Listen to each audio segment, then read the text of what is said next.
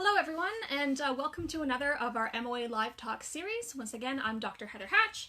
I'm the collections manager at the museum, and today we're going to be talking about monuments, monument destruction in archaeology. This series, as ever, if you have any questions at any point, please do drop them into the chat. I can see them as they come up and I can respond to them or try to respond to them. And then, of course, if you are enjoying this talk series, if it's been interesting to you and so forth, please do feel free to drop us a donation at the museum. I will put the link, as ever, into the comments when I have an opportunity to do so. So, getting to today's topic then. So I asked around for ideas for more live talk topics a week or so on my personal Facebook. So I have a lot of friends who are interested in archaeology or who are archaeologists themselves. And also, as a note, if you have any suggestions or ideas, or if there's things in archaeology in general or in archaeology in Ontario specifically that you have interested in, please either leave a comment on one of the talks or leave a note on the museum's Facebook page, and we'll see that and we can prepare something on that in the future. But in this case, I asked on my personal Facebook for thoughts that people might have that might be interesting to the general public to talk about in terms of archaeology. And what they suggested was something in response to the tweet that was put out by University of Alabama at Birmingham professor Sarah Parchak. I don't know if I'm pronouncing her name correctly. I apologize if I'm not.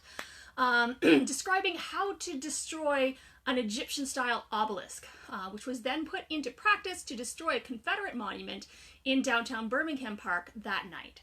So then this past weekend, protesters in the UK pulled down a statue of the slave trader in Bristol and threw it into the harbour. The statue's location was helpfully updated on Google Maps since then. And then even more recently, there was a statue of King Leopold II, who was the Belgian king, who was responsible for the brutal regime that was established in the Congo, was set on fire, and ultimately removed during protests over racism, calling for the country to sort of face up to the harm caused by its colonial legacy. And then just yesterday, as I was writing this, I saw another article about the statue of Christopher Columbus in Boston being beheaded. So this is something that's really kind of topical at the moment. There's a lot of this going on. There's this sort of tension about how do we deal with these sort of statues that represent this contested history or this problematic, damaging, harmful history in some cases. This happening now, and it also happened previously during the Ferguson protests and the consequent removal of statues and so forth that went around that in 2017. So at first, I wasn't really sure what more I would be able to contribute on this topic, but people went on to suggest that this moment could be used to talk about the archaeological context of monument construction and destruction more broadly, using examples we know about the past and how it comes down to really its conversations about power and authority. And just to be clear, this talk should not be taken as the MOA condoning the destruction of monuments. I just hope it will give you some context, as ever, because that's really what we're interested in as archaeologists, for the kinds of actions that we're seeing in the world today, and how that we can see that as part of a larger conversation in a well-established language. So when I was looking for materials for this talk, for one thing, I did reach out again to Dr. Marie Hoffman, who was a friend and previous co-worker at the MOA, to help me find some research. I did some on my own as well. One of the pieces that we both came up with was actually an undergraduate thesis that really pulled together a lot of the things that I was thinking about on this topic. And it was written in 2018, probably in the wake of the rash of monument destruction and removal that we were seeing at that time. So what feels like the ancient past of like 2 whole years ago, 2.5 now, including one that sparked the white supremacist march in Charlottesville. So for anyone who doesn't remember, the Charlottesville rally was called over the proposed removal of a Confederate statue there. So this conversation was happening then, and it's really being revived in the new context of the protests over George Floyd's murder as well. So I'm going to link to that particular piece in the comments as well, because it does go into some more detail and it gives some additional examples that I'm not going to deal with specifically. But the author, Steph Holden, really sets out to do exactly what I wanted to do here, which is to look at archaeological examples in context of monument destruction. So one of the ones I wanted to talk about particularly, because I think it's directly relevant to today's conversation, also is one of the ones that friends of mine suggested when they were telling me that this is a topic I should consider exploring in more detail. And that's the destruction of monuments in ancient Egypt, particularly because that is the frame of reference that Professor Parchak was operating in when she made her tweets. So I'm going to talk about Hatshepsut, who is really cool. I'm a big fan. So she was a leader of ancient Egypt from 1478 to 1458 BC. So specifically, she was the 5th pharaoh of the 18th dynasty, making her only the 2nd female pharaoh ever to that point. The previous one had reigned for about 4 years, 300 years previously, while Hatshepsut reigned for 20. So it was kind of a big deal for her to be a female pharaoh in that moment as well, so in that time frame. So notably, she did reign as pharaoh. So she was essentially claiming to be the king of Egypt. So she wasn't claiming to be a regent. She wasn't claiming to be a queen. She wasn't claiming a lesser power. She is saying, I am pharaoh, I am king. So this was a title that had religious as well as social dimensions. And again, usually not one that women were holding. So she's a pretty cool figure. I'm not going to go into her background because I have a lot of material that I want to get through today. But I do encourage you to look her up. So while she was alive, she did the same sorts of things that her male predecessors had done, which included putting up a lot of monuments and statues of herself as pharaoh, and then preparing an elaborate tomb for her own use once she died. That was at Deir el-Bahari. Again, if I'm mispronouncing the names, I deeply apologize. They're just one of those things where I've only ever seen them read, or seen them in writing and read them to myself.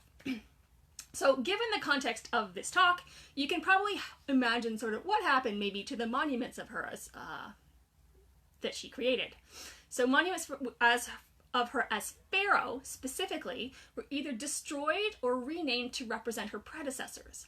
So this is something that we actually knew about already from historical records, but in the early 1920s, the Metropolitan Museum of New York funded archaeological expeditions led by Herbert Wincock in the area around her tomb, so around Deir el-Bahari. And he found what he ended up calling the Hatshepsut Hole, which was a debris pit where a lot of the statue depicting her as pharaoh had been dumped. So the statues, especially the longer ones, were mostly broken, and they were basically broken in the same way. So the heads were removed and defaced. It was broken again at the waist and then broken off at the base. So the bases weren't generally found, and it's assumed that they were either reused as bases for other statuary or used in other kinds of construction because they weren't part of the actual statue. So Winlock later found a second quarry containing even more of the broken statuary. And there was evidence to suggest that the statues had been broken at the pits before they were buried there. So there was like stone chips indicating that seemed to have come off some of these statues around the top of the pits. And so it's thought that they were sort of broken there and then dumped in. So notably, all of the heads had the uraeus, which is the part of the headdress that identifies the wearer as pharaoh, was destroyed on every statue. Even some of the smaller ones that they hadn't bothered to break up more. Any of those depictions that showed her having that headdress and that piece of the headdress that proclaimed her role as pharaoh was broken. So it was really about her claiming that role. So this was a response to that after she had died. So why this was done? So for context, Thutmose III was her son and successor. So he was theoretically co-reigning with her during her lifetime. So he was a child when she took over the rulership of Egypt and started talking about herself as being pharaoh, but theoretically he was co-reigning with her. And her connections, as his mother, are what allowed her to claim and hold power. But it was only her after her death, and again, remember that she reigned for 20 years, that he was able to come into power as pharaoh on his own. So some people theorize that he had his mother's statues destroyed because he resented her reign. However, archaeological research indicates that the statues were only removed and destroyed 20 years after her death. So again, there's this big gap in time. So it wasn't an immediate response. It's something that happened like after they had been there and established for another 20 years. And some researchers believe that it's actually more likely that there was issues surrounding the potential succession of Thutmose III's son that prompted the destruction. So there was some political contention, not about her reign or his reign, but about what was going to happen with his son and his ability to take over, that caused this reaction and this renegotiation of the statement that the statues are making that she had ever been pharaoh.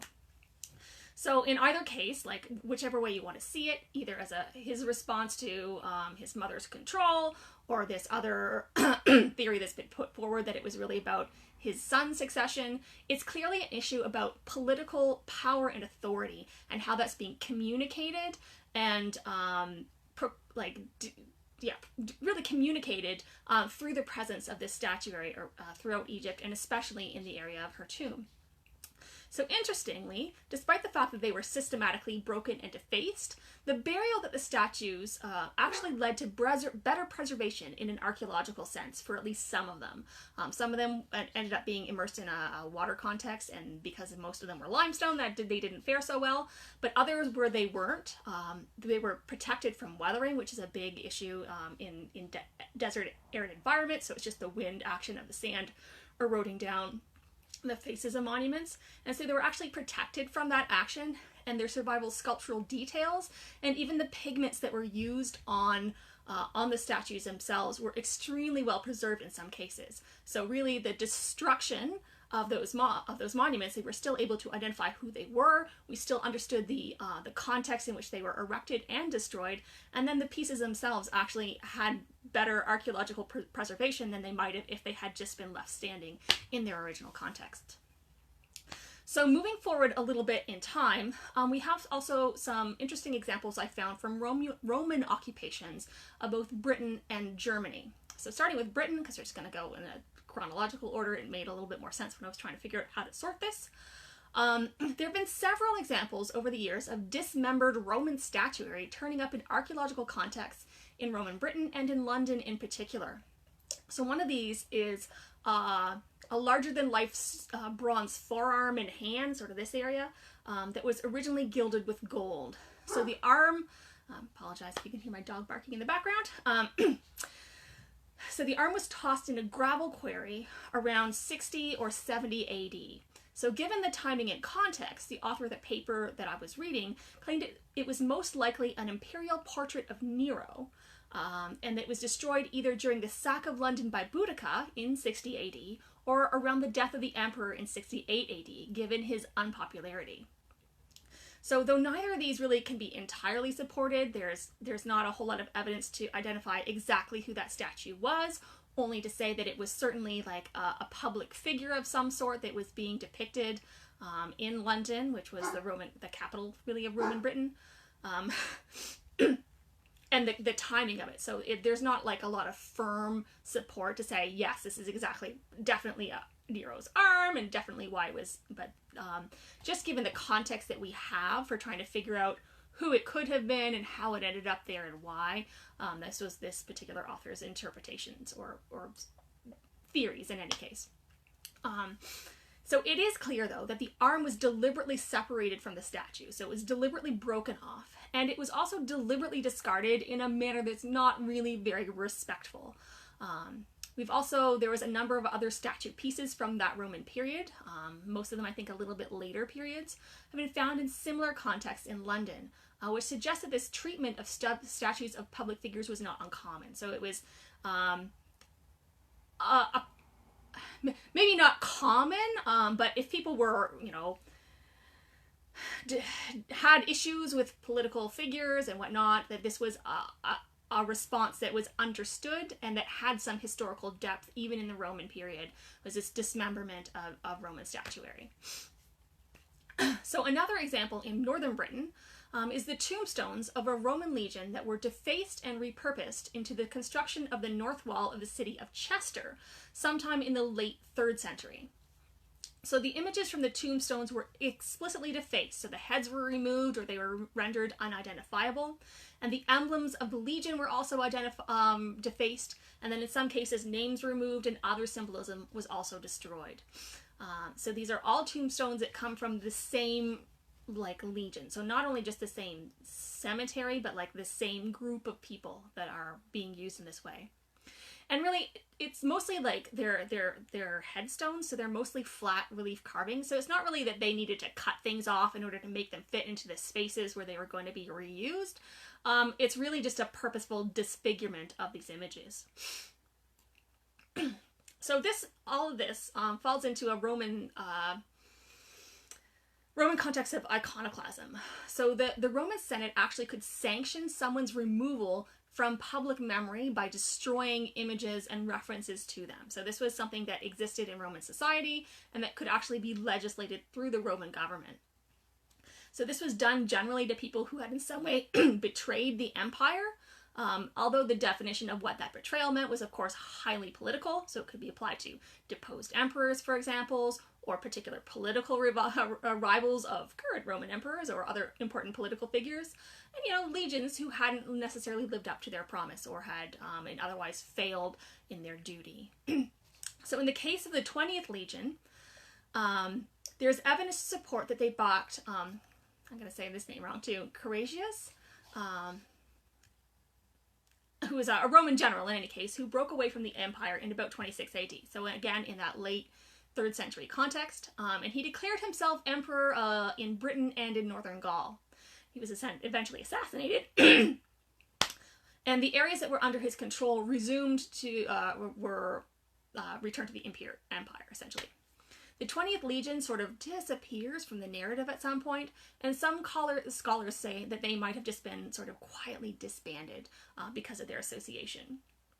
So the use of their tombs, or their tombstones, and the reconstruction of the wall at Chester might have been part of a larger local campaign to disgrace or to remove the memory of them, to remove that cemetery, to repurpose those stones, and to disfigure them and to remove them from public memory. So the 20th Legion had been stationed in Chester, or its Roman equivalent, for a very long time before this occurrence. And then, as I said, sort of after that period of that Roman revolt, they just sort of quietly disappear from the records, and there is some evidence to suggest that they did back this particular revolt. So all of that taken together suggests that this was like a response by the community to this legion, to its presence, and really to its history with that city as well, to remove that and to recontextualize it in this particular way. So the German examples I have to talk about, or the examples from Roman Germany, are really more focused on religious iconography, because that's the paper that I found, or rather that Marie found, if I'm being honest. So the first thing to establish is sort of how and why Romans were building monuments and shrines in the area of sort of Roman Gaul and in the Rhineland, really, out along the frontier. Again, I apologize for the dog if you can hear that. So these were usually in places that had pre-existing religious significance to the indigenous population. So places where there might have been like votive offerings left to local gods or spirits. These were often chosen for the sites of Roman temples and Roman shrines and other monuments that the Romans were using. And so they incorporated local beliefs into their own pantheons and reinterpreted them to their own cultural lens, in a way that you can describe as being sort of a religious imperialism. But it wasn't just about replacing them. There really was sort of a cultural synthesis going on that allowed the images that was being portrayed in these new Roman monuments to be interpreted and to have meaning to both populations. So in Germany, columns, they call them these Jupiter columns, were a popular way of combining these sort of symbolic languages, where you have the sort of classical gods at the top of this really tall column in an area where you had sort of like this tree worship thing going on before. And of course they would sort of associate the whichever gods they were using with sort of similar portfolios. I can't think of a better word right now. The sort of like the same, being gods of the same sorts of things, representing the same ideas and ideals. So they would try to match those to the particular local area. And so a lot of the symbolism and imagery that was in the columns would also make sense to the indigenous population. And so it wasn't necessarily that there was necessarily resentment from the population who was there who weren't Roman. So it was a common symbolic language. So nevertheless, the Rhineland was a very contested part of the empire. It was on the frontier, especially again, going back to the 3rd century AD. And consequently, a lot of these monuments did get destroyed. So some of them were destroyed by barbarian Celtic tribes from outside of the empire that were raiding into weakened Roman territory as part of just a larger campaign. So in this context, the monuments weren't really a primary target, and the archaeological record speaks to a lot of other destruction and violence overall. So they were just sort of targets of opportunity more than anything else. So there's also some interesting archaeological context where explicitly religious monuments, including these sculptures, these columns, for example, and temple furnishings, were taken apart and deposited with actual, like, very great care into places like empty wells, and then covered over. And although some scholars interpret these contexts as being deliberate destruction by raiding groups as well, as opposed to just finding like broken fragments where it's just been sort of all chucked in a well, others argue that these are actually examples of the opposite. So instead of just taking your column and toppling it and throwing it somewhere to discard it, people are trying to protect them. So they're taking them apart carefully, they're carefully depositing them. There's evidence of ritual elements in the depositions as well, such as the burning of animal offerings, so which helps supports this theory that it was done like purposely and with care. And it's also just the nature of the deposit. So again, it tends to be sacred objects that are all associated with one particular site, like a shrine, or that all came out of the same home, for example. And so the dates for these deposits, and there's about 40 of them across the region that the authors of this particular paper identified, they all cluster to around the middle of the 3rd century AD. And so this tracks with really the Roman abandonment of this frontier area. So the Romans weren't able to maintain it, the raiding tribes were pushing them back, and people who were part of the Roman Empire, who were leaving that area, they took the things with them that they could, so they took portable goods, but these kinds of monumental works were not something you could easily carry, and so they had to be handled in another way that was more respectful of their religious nature. So unlike the tombstones where we see them all defaced and so forth, these are actually very carefully taken apart and placed in these areas and then covered over with ritual sacrifices. And so the thought is that they are being protected and saved, and try to keep them out of the hands of people who would otherwise just destroy them. So other Roman religious monuments in sort of this Latin West area, so in what is now Germany, were destroyed by an altogether different group, which was actually the early Christians.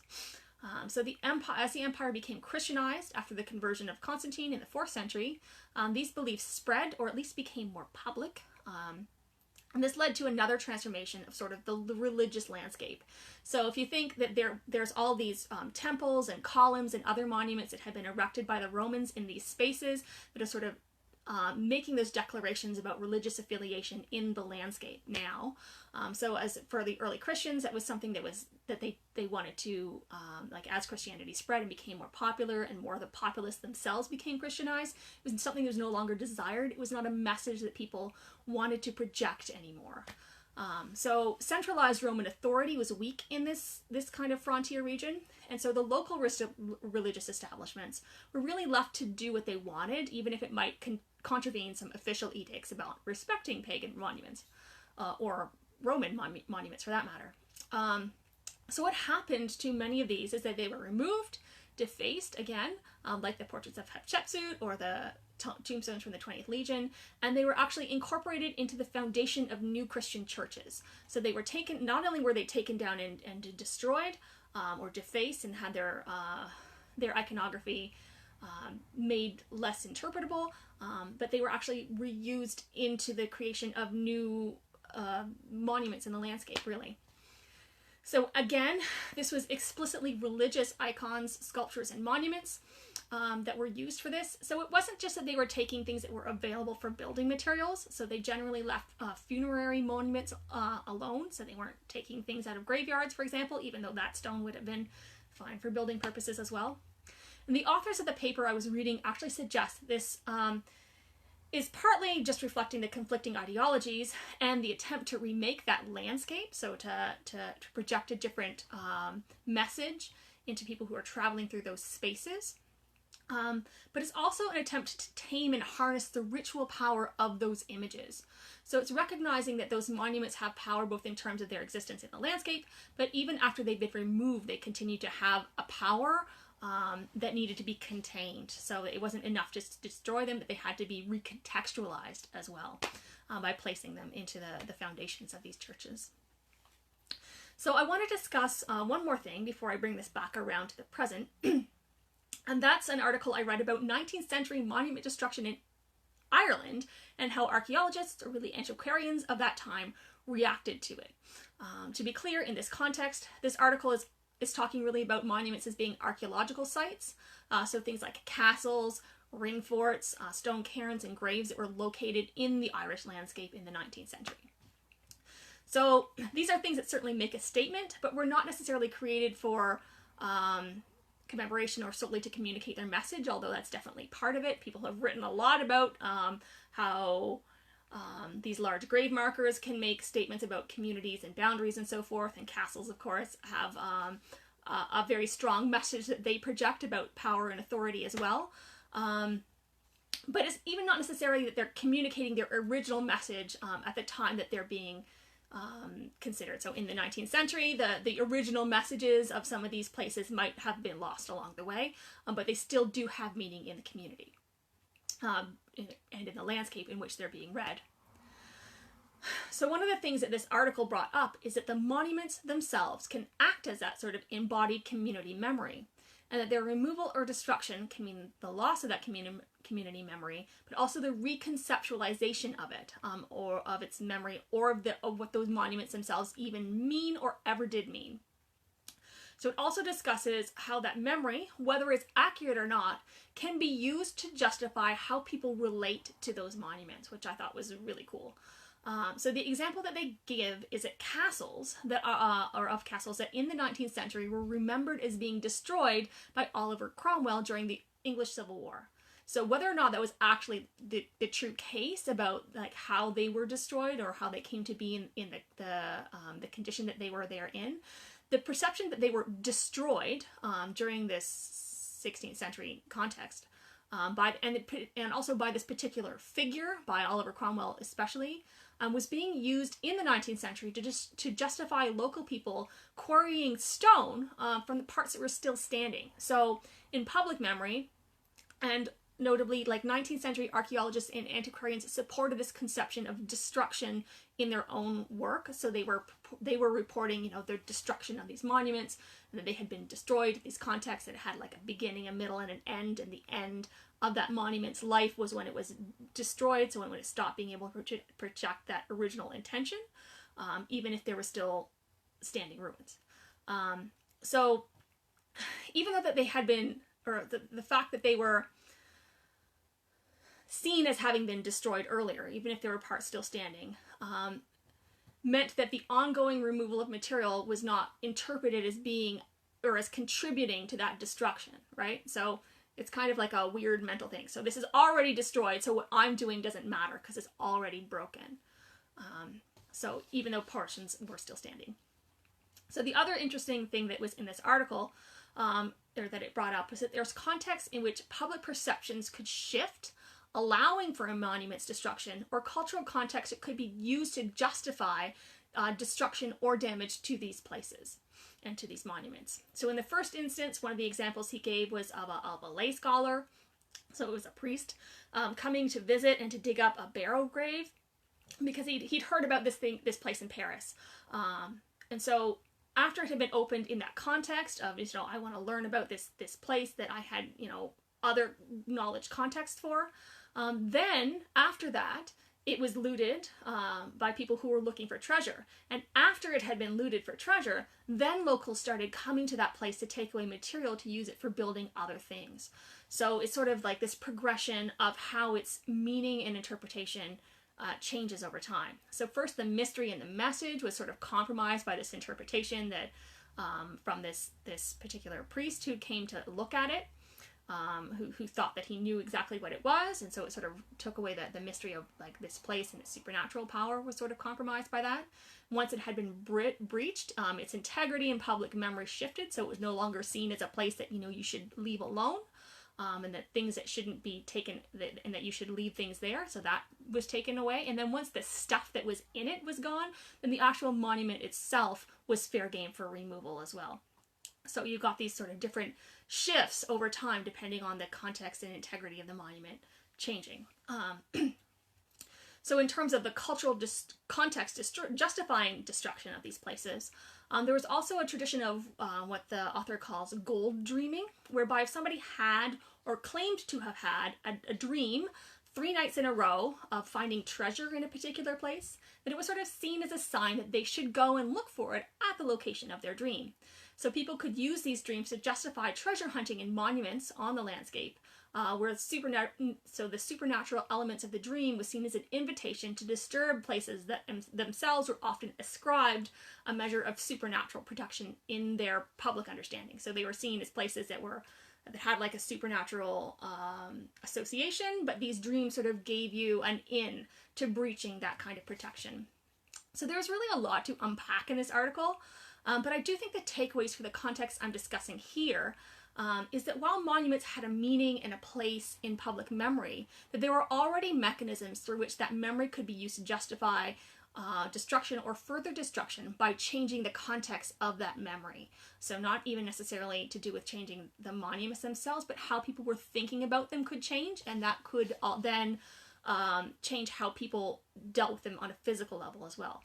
So those mechanisms were already in place and were culturally understood.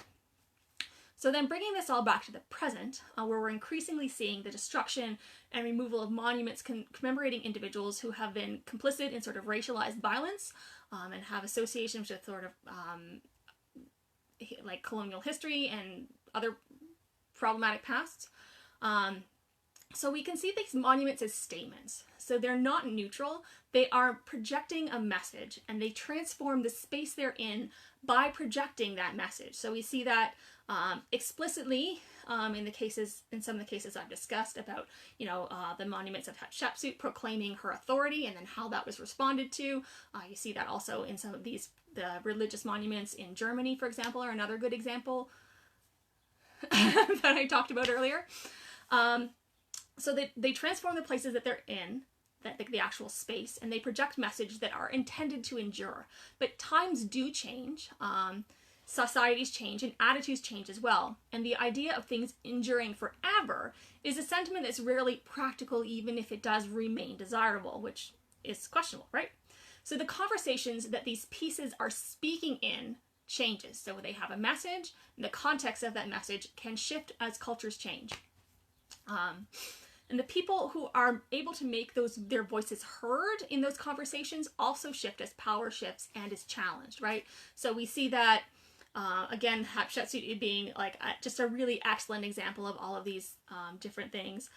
You see it in sort of the response of the community to the 20th Legion and its association with this revolt. And you see it in the changes in Christianized approaches to Roman monuments in Germany, again, for example. So the conversation, who is speaking, the powers there shifts over time, and so the reactions to those monuments and the messages that they're proclaiming in their environment changes as well. So it's important to recognize destruction then as part of an ongoing conversation. So if we're looking at some of the contemporary examples that I brought up earlier, the monument to the Civil War in Birmingham, Alabama was erected in 1894, dedicated in 1904, so 30 to 40 years after the end of the war.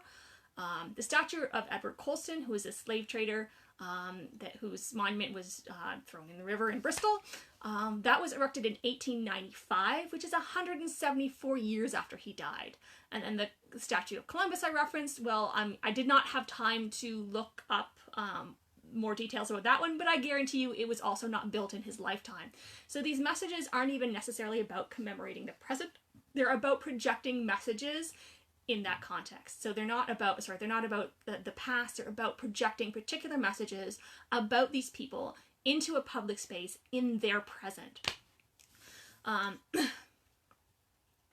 so what we're seeing today is shifts in power again and changes in public memory about what those statements are and whether or not they are appropriate.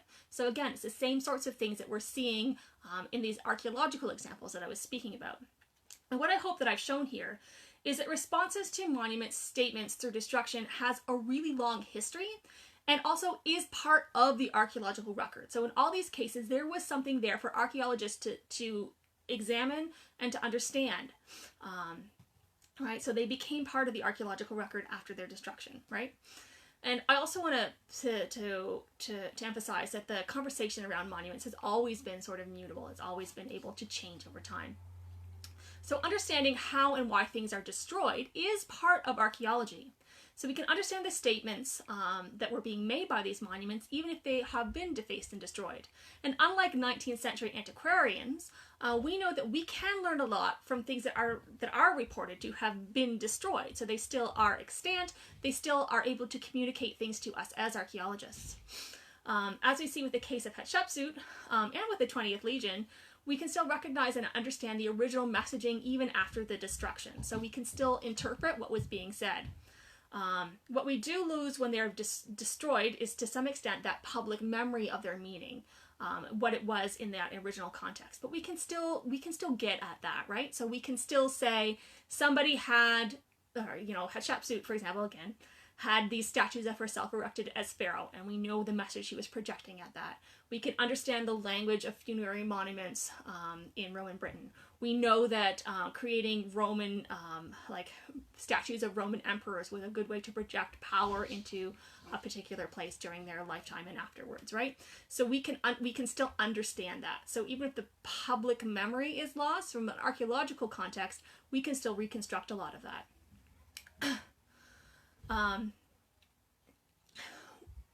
We lose those messages in the present, but we don't lose access to what they were. So we know that destruction and removal of monuments can sometimes even lead to their remains and stories being preserved in the archaeological record.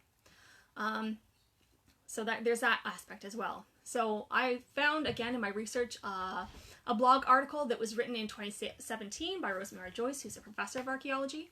And again, this was written in the wake of the Charlottesville rally. And it made some important points. I'm also going to try and link it in the comments. But I really just want to pull out a couple of things that she said that I think from an archaeological perspective are very valuable. The first is that she also states, that monuments, oh gosh, I lost it.